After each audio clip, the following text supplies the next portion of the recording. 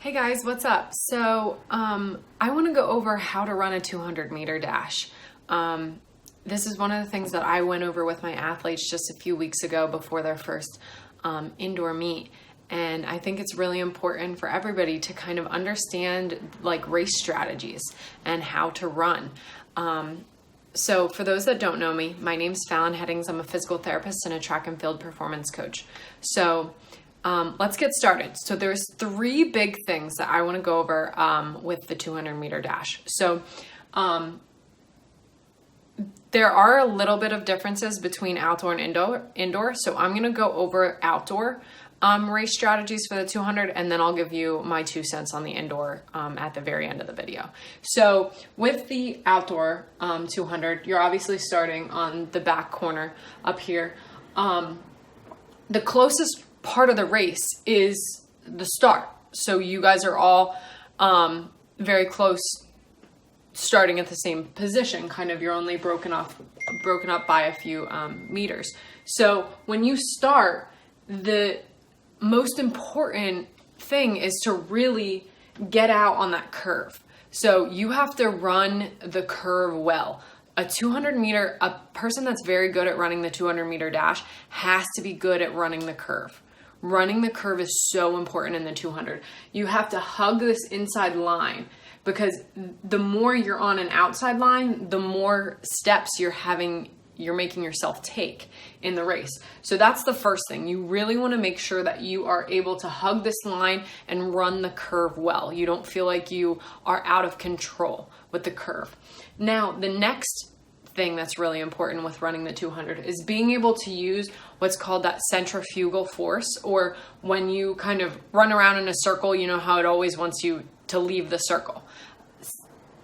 Essentially, the same thing's happening here. So you're running around in that circle and then you leave the circle.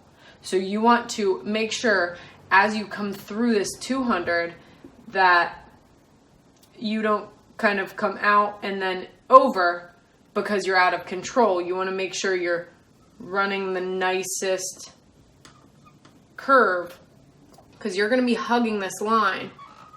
So you want to make sure this line is nice and long and linear, so you're not having to kind of take steps out and then back in, out and back in. Because a lot of times when you run a curve, if you can't hug this curve very well, you end up taking a step out and then coming back in and then trying to kind of finish your race. And essentially you're taking a lot more steps in this outside lane. So that's another thing. You have to get used to practicing coming out of the curve so you don't have those missteps, because every step counts, especially in the 100 and the 200. Like, any misstep that's going to make you lose time, you're game over, you lost. So you really want to make sure that you're learning how to run that curve very well from the beginning and then coming out. Then the last thing about the 200 meter dash is essentially it's a long race, and you're never going to be able to 100% hold on without using your lactic acid system. So at the very end of your race, lactic acid is probably starting to creep in. And my best advice when you start to feel that lactic acid creeping in is to relax and hold your form. So the worst thing that you can do in those last 50 meters is start to spend energy on different things. So a lot of times I'll see athletes really tense up their face. That's extra energy that's now going to your face muscles that could be going to your legs. Same thing, you'll see people tilt their head back and grimace as they're running that end of their 200 or even the 400. Both races, when you start to feel that lactic acid moving in, you really need to make sure that you relax and just run your race, run your form, practice on your form, make sure your knees don't drop, and just focus on your form for those last few meters of your race. So that's the outdoor 200. Pretty much the only difference between the indoor and the outdoor 200 is now this whole entire track has become a 200. So what do you have to be really good at doing? Running the curves, not once, but twice.